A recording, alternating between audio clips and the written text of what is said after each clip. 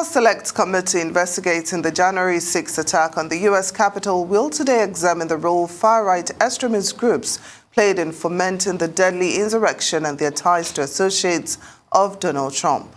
The session, the seventh in a series of public hearings to present the findings of the committee's year-long investigation, will focus on the connections between Trump, his allies, and violent U.S. groups such as the Proud Boys who stormed the U.S. Capitol in an attempt to stop the certification of Joe Biden's Electoral College victory in the 2020 election. And for more on this, we can cross live to Washington and join our U.S. correspondent, Eric Ham. Eric, I want to say thank you very much for joining us here on Newsday this afternoon. Now, tell us what we can actually expect from today's hearing.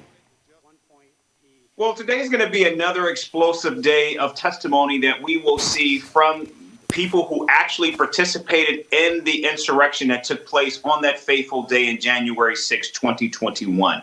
In fact, we know that one of those who were convicted of actually entering the Capitol that day is scheduled to testify. In addition to that, we know that the former spokesperson for the Oath Keepers is also scheduled to testify today. In addition to that, we know that the January 6th committee that recently actually interviewed former White House counsel Pat Cipollone, we are told that some of his videotape testimony will also be aired during this hearing. So we know that the committee had been trying for months to get his testimony on the record. Now we know that the committee is going to be airing some of that testimony today. And today, for the first time, we will see and hear linkages of former President Donald Trump working directly with these terrorist organizations to actually violently overthrow the Capitol. And what is going to be key about what we will hear today is, if you go back to January 14th of 2020, that is when the electors were already organized and picked. And then it was this meeting that took place on January 18th with President Donald Trump, and then some of his outside counsel with some of his White House counsel. And we're going to get detailed information of that meeting and how the president was attempting now to move beyond the certification of the election and to get Proud Boys, Oath Keepers, and other violent insurrectionists to attempt to try to overthrow the Capitol. So for the first time today, we expect to hear from the committee how they will link the violence that actually occurred on that day. Now, former Trump aide Steve Bannon has long been high on the committee's list of people it wants to interview, and now it appears he's willing to talk. What more can you tell us about that? Yeah, that's right.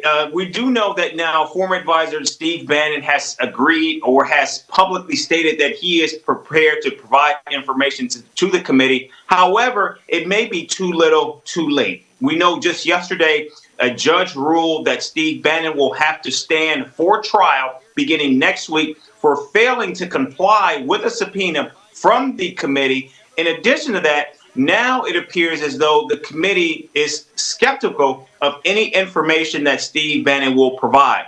So it's unlikely, well, I won't say it's unlikely that he may provide testimony, because it appears as though while he is prepared to provide public testimony, what the committee has made clear is they would like to actually vet his information and interview him off record or behind closed doors before they allow him to testify. So it's unclear that it will happen. But what we are now seeing is dominoes are beginning to fall as we see more and more of these cases beginning to come to fruition, with Steve Bannon now going to trial on next week. And also we know in Georgia, as a result of this insurrection and the attempt to overthrow this case, we also know that Senator Lindsey Graham has now been forced to actually provide testimony to a criminal grand jury over what took place with the president attempting to try to overthrow the election in the state of Georgia as well. All right, and once these hearings have been concluded, when can we expect the committee to reveal its conclusion? Well, the committee was expected to actually conclude their hearings this coming Thursday, but now we're told that finale is actually scheduled to take place next week.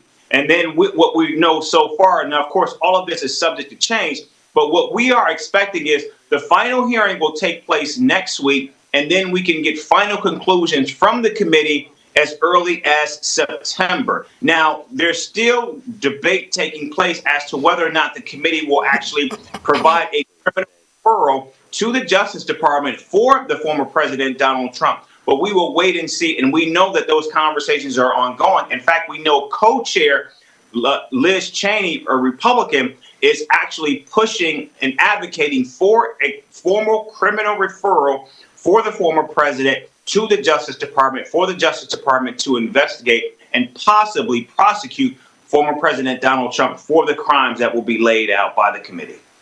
Well, Eric, I'd like to know, when these findings are made public, do you think it will make any difference to supporters of Donald Trump?